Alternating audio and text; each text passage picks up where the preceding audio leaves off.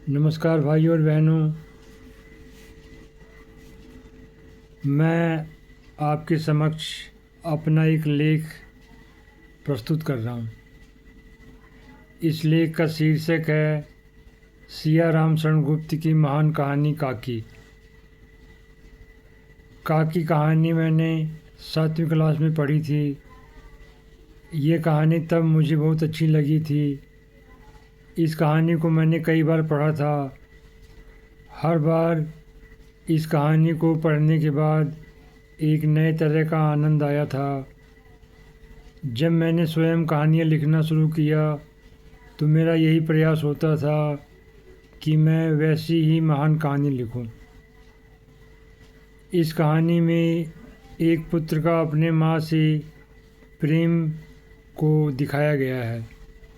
ये कहानी बहुत ही श्रेष्ठ तरीके से माँ और पुत्र के प्रेम को अभिव्यक्त करती है।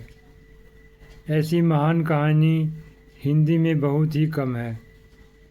इस कहानी में बहुत ही साधारण घटना से माँ और पुत्र के प्रेम को दर्शाया गया है। ये कहानी सिया राम शरण गुप्त की सबसे श्रेष्ठतम कहानी है। वैसे सिया राम शरण गुप्त ने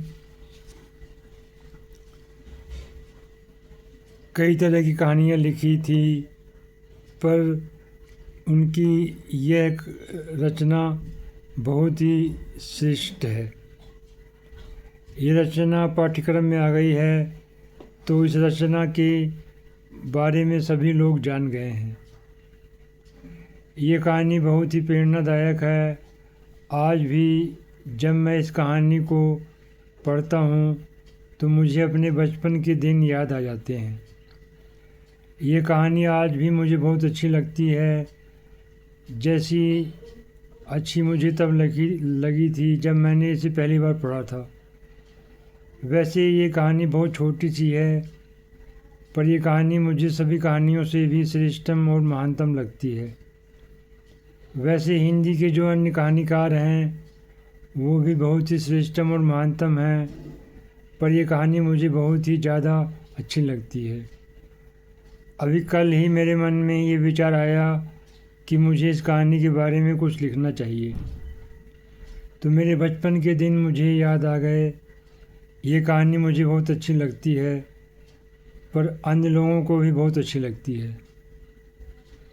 मैंने बहुत सी कहानियाँ पढ़ी हैं, पर यह कहानी आज भी मुझे किसी लेखक की लिखी गई कहानियों में सबसे श्रेष्ठतम और महानतम लगती है।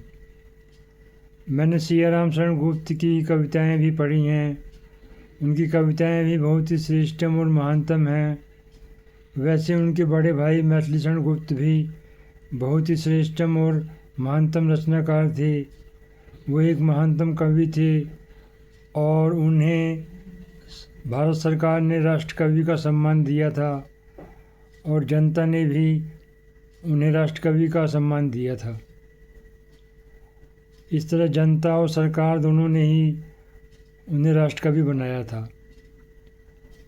वैसे ही श्रेष्ठ और महान लेखक थे सिया राम शरण गुप्त। उन्होंने अपनी रचनाओं के द्वारा हिंदी साहित्य को बहुत ही श्रेष्ठतम वरदान दिया। हिंदी के लेखकों में आज भी सिया राम शरण गुप्त का बहुत ही सम्मानीय स्थान है।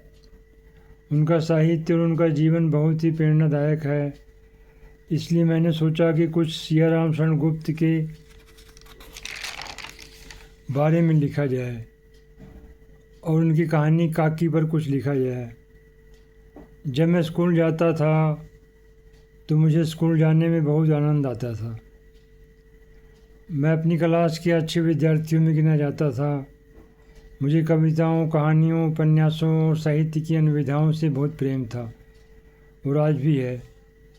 मैंने अपने जीवन का बहुत सा हिस्सा साहित्य को पढ़ने, समझने और लिखने में बिताया है।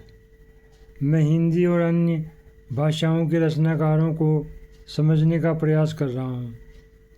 इसी प्रयास में मैंने सिया राम शरण गुप्त की महान कहानी काकी को भी समझने और जानने का प्रयास किया है। मैं हमेशा प्रयास करता हूँ कि श्रेष्ठतम साहित्य को पढ़ा जाए और श्रेष्ठतम और महानतम साहित्य के बारे में लिखा जाए। वैसे हिंदी साहित्य में बहुत से महानतम और श्रेष्ठतम लेखक हुए हैं जिनके बारे में मैं लिखना चाहता हूँ। आज मैंने सियाराम शरण गुप्त को चुना है।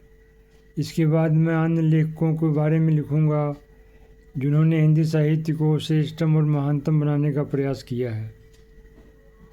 तो इस तरह मित्रों, भाइयों और बंधुओं, मेरा ये लेख समाप्त होता है। मेरा ये लेख साहित्य से संबंधित है। मेरे लेख को सुनने के लिए और मेरे वीडियो को देखने के लिए आपका बहुत बहुत धन्यवाद। वंदे मातरम। नमस्कार। भारत अमर रहे, भारत के लोग अमर रहें, भारत विकास करता रहे, भारत आगे बढ़ता जाए। जय हिंद।